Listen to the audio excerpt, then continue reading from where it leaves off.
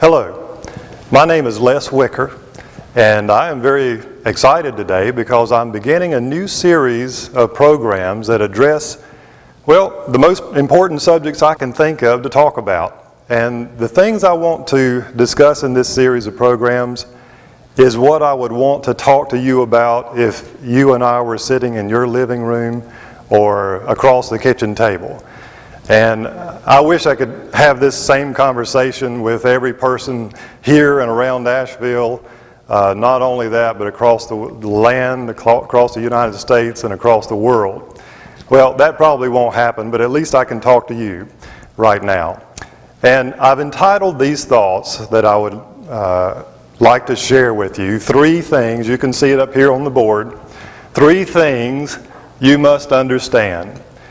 And you can readily discern from such a title as that we're not going to be talking about last night's ball game or the latest scandal that is in the news or a personal fish story or something like that, but rather the nature of these 3 things that we will be discussing and considering go broader and deeper than current events and personal stories, and are on a different level than our day-to-day communication typically goes. I'm going to be talking about some of the things that nobody wants to talk about. And I'll go ahead and tell you that these ideas I'm about to present to you will likely challenge concepts that you may have been taught and may have believed all of your life. Because each one of these 3 things you must understand are in direct conflict and opposition to widely held and very commonly accepted beliefs, both in this community here around Asheville and across this land. So what I would like to do, if I may, is take an honest look at 3 misleading and I believe deceptive and outright wrong ideas that are very popular in our world today, and then show you clearly and explain logically, step by step, by the evidence, why they are misleading, why they are deceptive, and why they are wrong. And then show you the unmistakable truth that lies behind each one of the myths. And I would like very much to get your personal response to the things that I'm going to be saying. I want to get your reaction to each one of these points as I make them. So if you have a question or a comment of any kind related to the things I've discussed, I hope to, in a number of weeks or a month or so, I hope to begin airing some of the comments and questions and make them part of the program. And you'll see our number here, an email address down below on your screen. And I'll say you can just give your name if you call in. Now you'll get more than likely you will get a recording where you can just leave your message and you can just leave your name and your number, and we'll say Jim from Asheville had this comment about this, and we'll carry on like this. So I want to make this as conversational as possible. And incidentally, you don't have to fear that when you call you're not going to be asked for donations. We're not selling anything. There's not going to be any pressure of any kind. You can leave your message and your comment or your question. You might say that guy on TV needs to, little men in the little white suits to come and pick him up. I don't know. Whatever your comment is, we'll be glad to hear it. And so please feel free to do that. But you won't be asked for any donations. Now, let me say also, before we get started, that at times this may be surprisingly hard-hitting and unapologetic. And I'm going to be speaking in a way that you may not be accustomed to hearing. And it's not that I'm purposefully trying to offend anyone, or it's just that truth is truth. And I'm not for pretending that falsehood and error has validity after all if it's false. And if you love someone, this is my disposition. If you love someone, you tell them the truth. You would tell your children, if you have any, not to play in the busy highway because you love them, not because you're trying to deprive them of some pleasure. And you wouldn't say, well, when a bus runs over them, then they'll learn not to play in the road. There's some things you just don't want to have to learn from experience. And your parents likely warned you of dangers like mine did me, and tried to tell you right from wrong, true from false, because they loved you. And that is my disposition and purpose in this effort, and so I offer it to you with all meekness and humility. There will be a lot of meat to chew on here, and I want to encourage you to make notes and especially jot down any questions that arise in your mind, because it's your comments and your questions that I hope will be an eventual part of the program or a conversation in person together. Well, as we begin, let me assure you that I claim no special revelation or knowledge or intellect that you don't have the same access to. I have the same things that you have. A little ability to reason, a little ability to observe and draw conclusions that are based on evidence and confirmed by facts. And just one more thing before we launch into the deep here. It's said rather commonly that we Americans have a shortened attention span because the advertisers must get their message across quickly. If the image on the television screen doesn't change every 2 seconds or so, they say we lose interest. And so it's said that we Americans have lost our capacity for patient listening or studying or learning anything of value. I hope that's not true, but I hear it often enough to know that at least there's the possibility that it's true. Well, if it is true in the general population, I hope it's not true in your case. Because the things I'm going to be talking about here are vitally important. But it's going to take some time. It's going to take some time to develop. And also it requires your careful listening and understanding these comments and their implications. So be aware of yourself in this regard. This is not intended to be easy listening music or entertainment in the same vein that other programs are. It may be entertaining. I hope to be somewhat spontaneous, and we'll have perhaps some fun with the program, but I hope that won't detract from the fact that the things that we're talking about are serious in nature, and there will be very challenging thoughts. They require your mental activity and attentive participation, just like playing a ball. If I throw the ball to you, you have to catch it. If you throw a ball to me, I have to catch it. There's a participation and a communication in the same way with our minds. And please try to listen to all the programs that you can. All right, now let's get into it. I'm going to start really, really big at the beginning, and each point will lay the foundation for the next point. So eventually it narrows, it starts really big, and then it focuses and from broad universal ideas down to groups of people, and then down to the individual person. That's kind of the layout of the whole series, and I don't know exactly how many it's going to take, but we'll be done when we're done, I guess. The first, though, of these three things you must understand begins with an undisputed fact. The fact that the universe exists, and we, as fully conscious beings, are fully aware and cognizant of that fact. We exist, along with all the other things that our senses can tell us are here. So the first of these three things that you must understand relates to the origin of the universe and life itself. Where did we come from? We human beings have been asking this question for a long time. Every generation and every individual in every generation asks this question.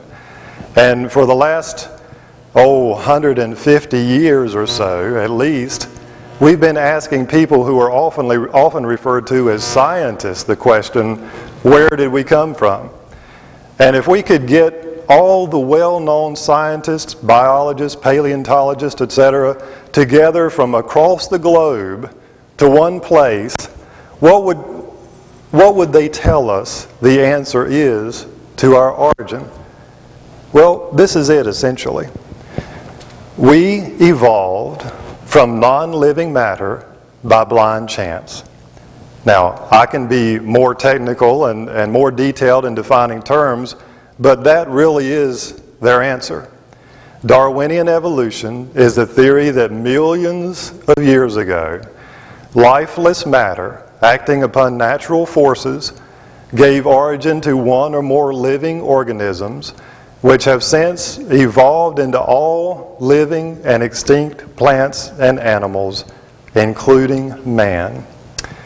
Now that is, in a nutshell, Charles Darwin's theory, explained in his book, The Origin of Species, published in 1859.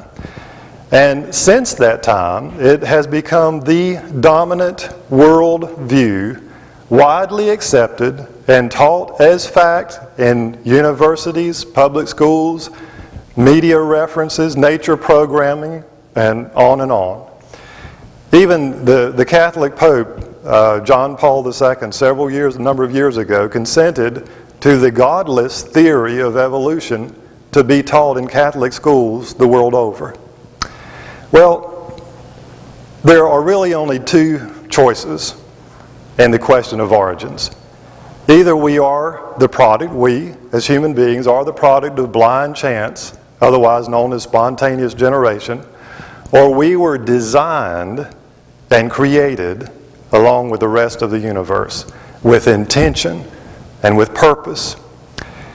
And now begins the plain spoken truth. And I realize that in this age in which tolerance is upheld as the greatest virtue of all, and you're not supposed to make such absolute statements and definitive statements like this, I'm going to say it anyway and without apology because it's true. Point number one, Darwinian evolution is the biggest lie that has ever been swallowed by mankind, or at least one of them. Now I understand that just because I said it doesn't make it so. I intend to prove the point by evidence and fact, logic and reason, if you will stay with us. Well, there's many areas of study that are persuasive and convincing that we could appeal to, like the first and second laws of thermodynamics, biogenesis, the law of cause and effect, the fossil record or lack thereof, as the case may be, the laws of physics and genetics, all of which point to creation, that is intelligent design, not evolution. But I want to isolate our attention in the coming minutes on just one thing among many to prove that point, and that you and I are the product of God and not of blind chance. Let me make one other statement here before we carry on.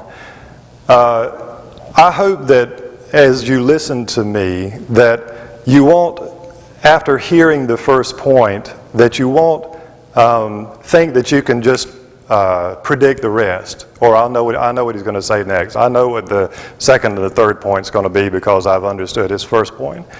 Let me assure you that the second and the third point are probably going to take you by surprise. So please stay with us through the whole thing. Well, this realm of study that we've begun with, the idea of design, is generally known as teleology, or the teleological argument. And it's simply that the purpose and design found in the natural world require a purposeful designer, or God. I think anyone recognizes that from the greatest galaxies to the smallest atom, things you cannot even see, demonstrate superb organization, design, and purpose. Hence, there must be a superb organizer and designer, a creator. And the following principle will be the test to determine blind chance or deliberate design. And here it is. This is the test over the next number of minutes that we're talking. This is the test that I want you to be applying in your mind. The more complex and intricate the design, the more remote the possibility it could have occurred by chance. Let me read that one more time. The more complex and intricate the design, the more remote the possibility it could have occurred by chance. So really, the thing that we want to know is, is it simple or is it complex? All right, that's what we want to keep in our minds. Is it simple or complex? All right? And there are many things that we could talk about. But this principle and this truth is known by all, from the youngest to the oldest. When I was a child growing up in the Piedmont of North Carolina, I used to walk in the plowed fields around my home where there were thousands of rocks in the fields where they would plant tobacco and corn and such. And I observed on any one hunt many thousands of rocks. But when I saw a rock among the thousands that was pointed, so you had, rocks of all kinds of shapes, but when I saw a rock that was pointed like this, and it had some detail to it and some symmetry to it, like this. There are many different shapes, of course, and it had, if you looked at the cross section of it, it had a thin elliptical cross section like that. If you were to cut it in half and look at it, it would look like this. You know what? I knew at 8 or 9 years old that what I had found here was more than just a rock, but that it was a rock that had been manipulated by man. Some man, an arrowhead, of course, in this case, but some man, perhaps thousands of years ago, left his unmistakable mark on this rock.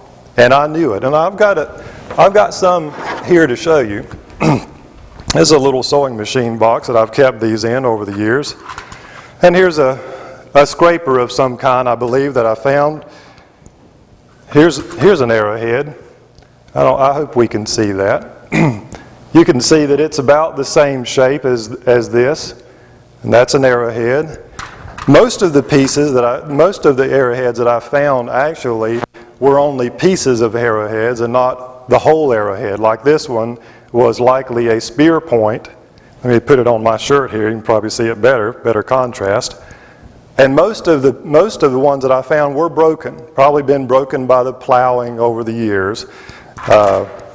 Here's one that's sort of diamond shaped, like this. But anyway, you can see I've got a whole little box of them here that I collected as a child. I haven't found any in a long time because I haven't had time to look for any in a long time. But I also found other things in there. This, for example, is a Civil War bullet. I found several of those. Here's another one. Lead, Civil War bullet. But these are things that, incidentally, this is something very rare that you won't see very often. I understand they're quite rare, and that is a Indian marble. Can you see that? And so I found that out in the fields as well. But these are examples of someone's work here that they purposed to create something that was modeled according to their will and their purpose, and there was intellect and skill and design behind it. So it was touched by man. Some man thousands of years ago left his unmistakable intellect and knowledge and ability and purpose and will on that rock. And you could take a box containing 1,000,000 rocks about the same size as an arrowhead And if there was one arrowhead in that box, you could pick it out easily. It wouldn't even be hard. You could do it probably if you were blindfolded. And I've got my little 9-year-old son here. Come up here, Lindsay. And this is Lindsay, and he's a fine young man. And he's agreed to do an experiment with us. And let me show you this box. This is a box of rocks, as you can see. And Lindsay is going to sit down over here at the table, and I'm going to put one of these arrowheads in the box. Okay? Now, Lindsay, you just stand by there a second. I'm going to don't look. I'm going to put this arrowhead right here in that box of rocks. Okay? So this is an experiment. We're going to see if Lindsay can pick it out. But now, here's the other thing. It's going to make it a little bit harder. He's not going to be able to see this because I'm going to put a blindfold on Lindsay. So here it goes. I'm going to put the arrowhead, this one arrowhead, in the box somewhere. Let me dig down. And I hope it doesn't get chipped in there. We'll put it in there. All right. Now, it's hidden in the box of rocks. Now, Lindsay, he's going to come over here and sit right here. No, wait a minute. Let me put the blindfold on so that they can see that you cannot see. All right? Let's see if we can get this on you. Maybe this is a little bit too tight. All right. Can you see, Lindsay? Okay. Wait a minute. Now, let me have your testimony that you have not been practicing this at home. Have you been going in the closet somewhere and practicing this at home? No, have not done that. Okay. Now, have a seat over here, and we'll get back with Lindsay here in a few minutes and see how he does. Now, Lindsay, here's your box, and what you need to do, slip over just a little bit, if you can, and if you will put all the rocks, the regular rocks, on one side, like over here on your right, and when you come to what you think is an arrowhead, you put it on the other side, okay? So there, I'm going to put him to that job, and we'll see what happens. But I believe, now, as I said, we have not tried this at home. We have not been practicing this. This is the first time he's ever done it. So, listen, we are only talking here about an inanimate object, something that's not even living, that is an arrowhead. How is it that we human beings can recognize the slightest craftsmanship? Not that it's easy to create an arrowhead. It's hard, actually. I mean, it takes a lot of skill and dedication to the project. But it doesn't compare to, our bodies. See, there is an extreme gulf between the simple things that man often creates and the things that are living that I believe God created. And so these things require intellect and purpose, and at the same time, it should be obvious to us that when we behold a butterfly on an azalea blossom or the iridescent, didn't I have some peacock? Sadie, bring me those peacock feathers just a second. I want to show you these. I mean, of all the things, we could bring innumerable kinds of things in here to look at. But these are some peacock feathers that I had in my home. I just decided to bring. And those are just, the iridescent colors of the peacock feathers are just beautiful beyond compare. I mean, there's just nothing like them in the bird family. But the point I'm trying to make is, why is it? How is it that we can be oblivious to design like this and not see that it required a designer, just as an arrowhead required a designer to create symmetry and purpose and intent in something that has been crafted? This has been crafted, just like the arrowhead has been crafted. So anyway, out of the zillions of things that we could examine in this context, We're going to now focus on just one, the human eye. The human body, first of all, as complete, is a marvel that is unequaled in the realm of mortal beings. You've got a skeletal system that is a tower of bones put together with hinges and joints and superbly rigged and balanced, 206 of them, which anchor the muscles, and they shield vital organs with a great variety of structural shapes, from the flat plates, on your skull and on your back, your shoulder blades, to the backbone. In fact, I've got a backbone. So Sadie, look in that bucket over there and see if there's a backbone over there. I wanted to show that because it's such a complex shape. But we've got muscles. We've got 650 odd muscles working in pairs together. We've got a circulation system that is a network of 60,000 miles of tubing inside your body that carries the blood to every part of the body. And there's a nervous system made up of the brain, spinal cord, and the complex network of nerves that enables us to do the things that we need to do.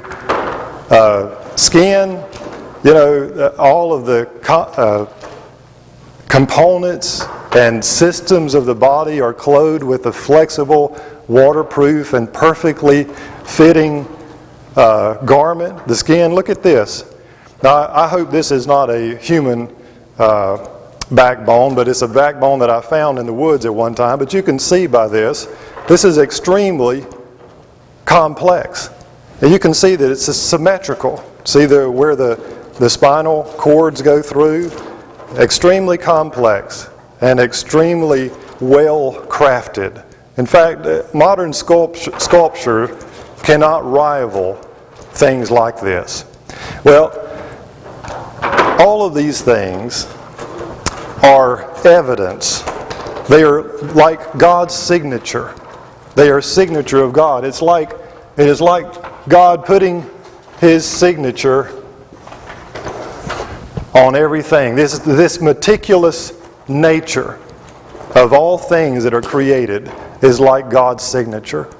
And we're going to talk about the human eye particularly, but we're probably going to run out of time today, and we may have to do it most of that on our next program. But what we want to do is we want to describe the form and the function of the human body, but particularly our concentration on just one eye, and even that must be described in the most summary and condensed fashion. So let's consider the workings of one eye from the outside in, and while we review the basic structures, you will be applying this test. Is it simple or is it complex? That's what we want to know. Because here's the thing that we need to understand.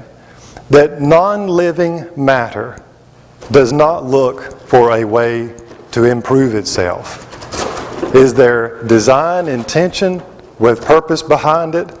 Or does it look like something that just happened by blind chance or an accidental mutation? Well, I'm going to run out of time, so we're going to have to resume this program, and I'll start with, on the next program, I'll start with the idea of the complexity of the eye first. We'll call this first program an introduction to what we're going to say. But remember to call if you have questions and answers and comments about the program, and we'll see you back here on the next program. Thank you very much, and we'll see you next time.